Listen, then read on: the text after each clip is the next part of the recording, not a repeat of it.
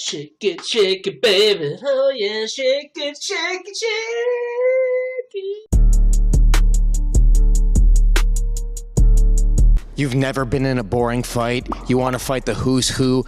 Last night, Conor McGregor, he's here in South Florida. He was at the BKFC event. He kind of hinted at that maybe the fighting days are potentially over, focusing on being the president of Ireland. You still want to fight that man. Maybe you're going to have to go to bare knuckle to get your opportunity. What are we going to do here? Yeah, I didn't know he was in South Florida. Didn't know he was a bare knuckle. Didn't know any of that stuff. Obviously, I'm covered up in training camp.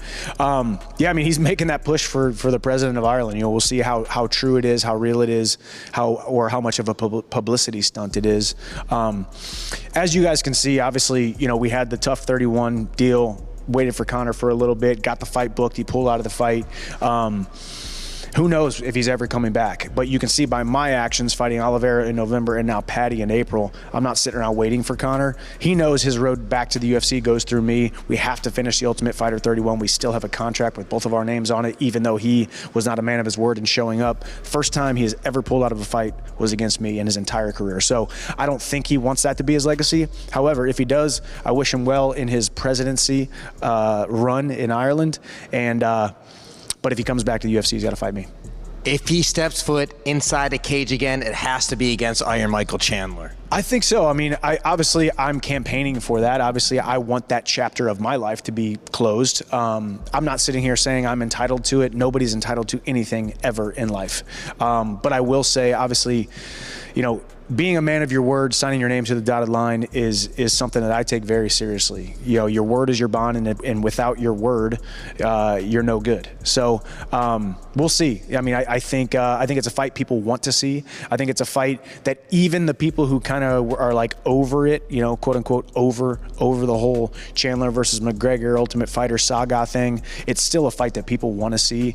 I'm still the guy who puts butts in seats and sells pay-per-views. I'm still the guy who is at the top of the ticket every single time I fight, and somehow win, lose or draw, I'm in fight of the night, fight of the year, performance of the night, does not matter. So I've got the resume to speak of. He's got the following, and I think he's also got the hunger to come back, even though everybody has written him off. So we'll see how it plays out.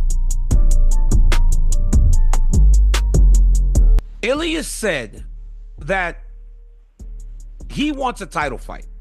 Point blank. He said that he's focusing all of his training, and I'll read the quote, "All of my training is focused on Islam or Charles because I don't see any other opponents. Neither of them seem to dare to fight me. These are symptoms of fear. We all know that, but it's normal. I'd be scared too." Now, honestly, this is kind of like something this is a quote that the foreigners say that sound much cooler, because if I was to say that, I'd be like, well, I'm only wanting to fight the champions, but they are scared of me, so that's why. And it wouldn't sound as cool as like a Spanish Georgian guy, Ilia Topuria. Essentially, he's just saying that these guys are scared, but these are symptoms of fear. Like, I mean, come on, man. Come on. Ilia Topuria is a cool guy, but I kind of disagree.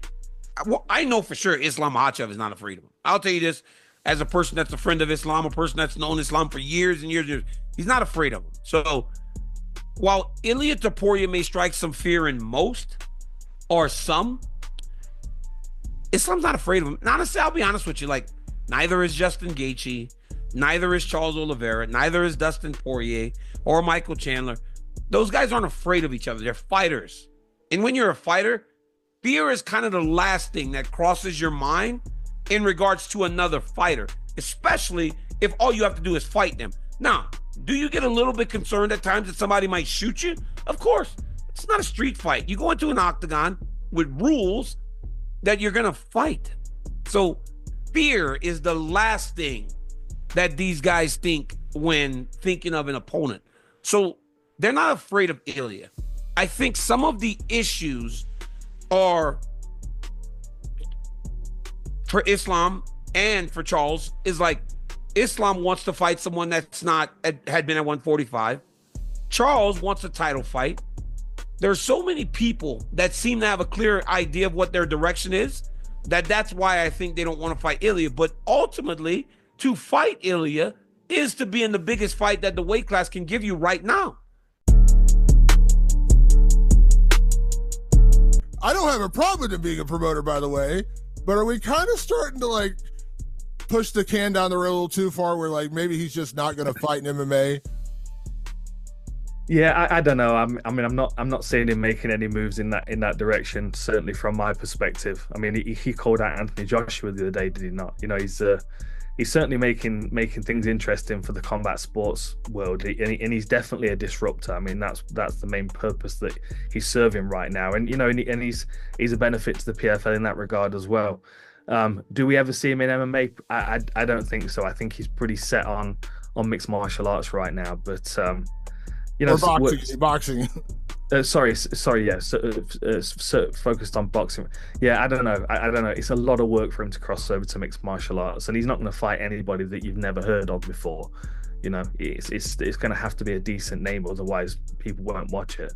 And even old guys in MMA could still handle business, I think, with Jake Paul.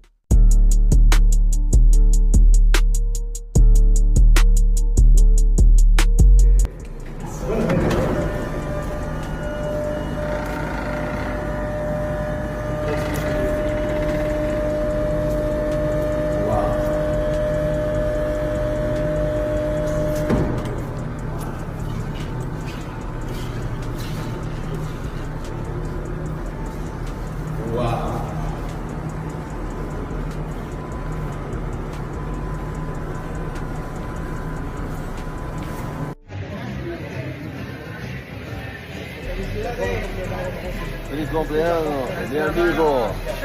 Chama.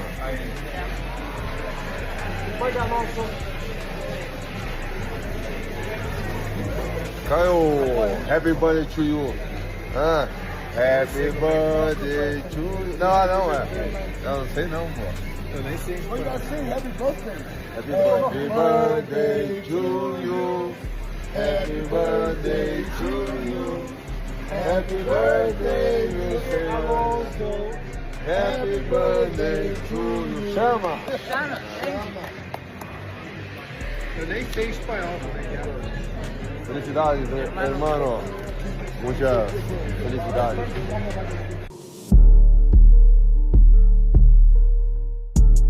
And I'm only telling you, they got a deal done with Jon Jones and Aspinall, at least verbally, the night before. This is inside information. You will not have heard the story anywhere else. Wow, thank you. Deal done verbally the night before Pereira versus Ankalaev. And I'm only telling you that because if they had not got that deal done, then Pereira would have, in fact, been a pawn on the board. He would, in fact, right now, even off a loss, be a heavyweight.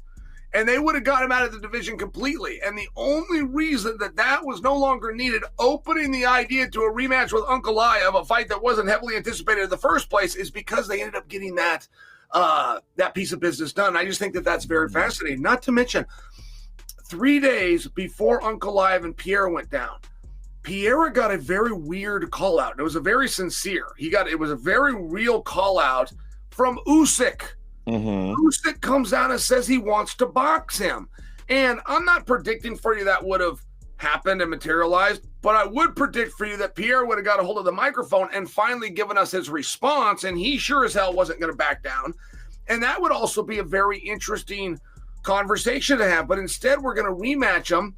And I'm a very big Alex Pereira fan, I must tell you, on a personal level, but also of his professional and his work inside the cage. I got to tell you, there was nothing within that first fight, whether there was illness, injury, or a combination of both. There was nothing about that first fight that would lead a reasonable analyst to believe you're going to have a different outcome in the second fight.